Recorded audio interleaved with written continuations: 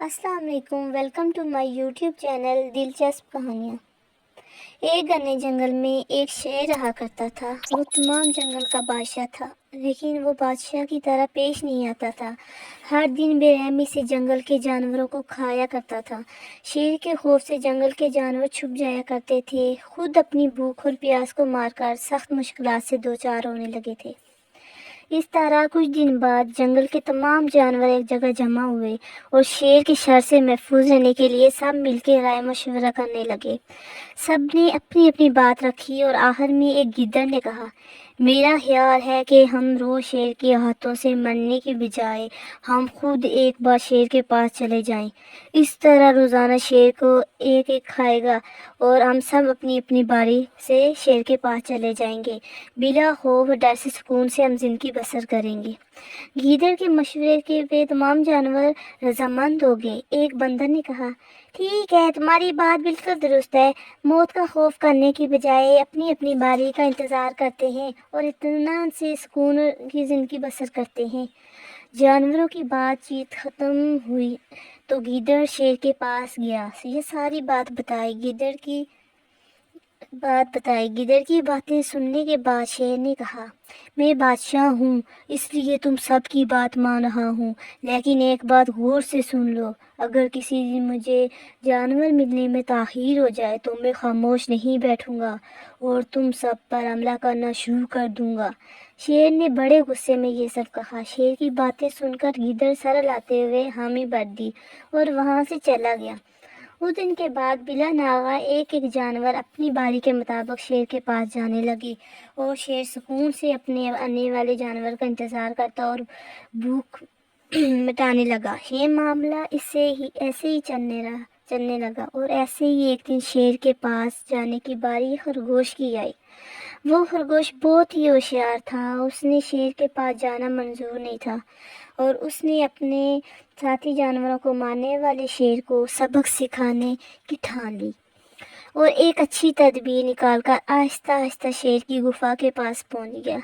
تاخیر ہونے کی وجہ سے شیر کافی غصے میں تھا اور خرگوش کو دیکھ کر کافی غصہ ہوا، کہنے لگا، میں نے تم سب کو پہلے ہی کہہ دیا تھا، دیر ہو جائے تو میں خاموش نہیں بیٹھوں گا۔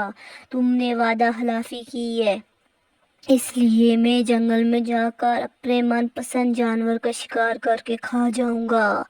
تب خرگوش نے شیر سے کہا، معاف کر دیجئے بادشاہ سلامت، غلطی ہو گئی اور اس کا ایک واجب سبب ہے، اطمینان رکھے میں بتاتا ہوں، پھر آپ آرام سے مجھے کھا جانا۔ شیر نے غصے سے کہا، وہ کیا بات ہے، جلدی بتاؤ۔ خرگوش نے کہا، بادشاہ سلامت، آپ کے پاس آ رہا تھا تو راستے میں مجھے ایک شیر مل گیا اور مجھے مارنے کے لیے آگے بڑھنے لگا۔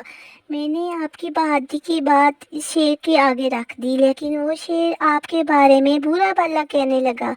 یہ سن کر میں نے غصے سے کہا، تم ہمارے جنگل کے نہیں ہو، ہمارے بادشاہ کے بارے میں ایسی باتیں مت کرو۔ یہ سن کر وہ شیر مجھ پر حملہ کرنے لگا۔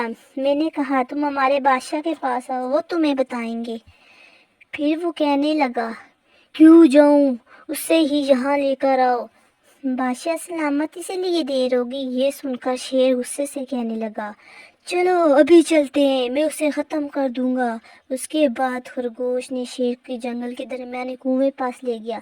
خرگوش نے کہا، بادشاہ سلامت کے اندر دیکھیں، بادشاہ سلامت اس کے اندر دیکھیں، وہاں آپ کو ایک شیر نظر آئے گا، اسے اچھا سبق سکھائیں۔ شیر غصے میں فوراً کنویں میں جھانکنے لگا اور زور سے دھاڑنے لگا۔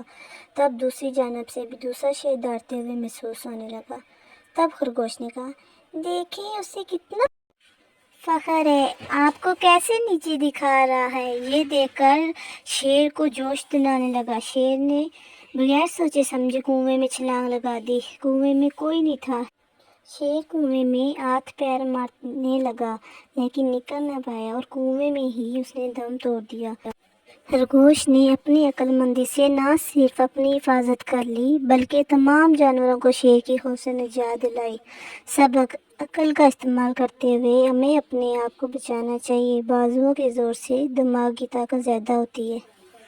اگر آپ کو میری ویڈیو اچھی لگی تو میرے چینل کو پلیز سبسکرائب کریں اور بیل کے بٹن کو ضرور دبائیں تاکہ آپ کو اور مزید اچھی اچھی ویڈیو مل سکیں.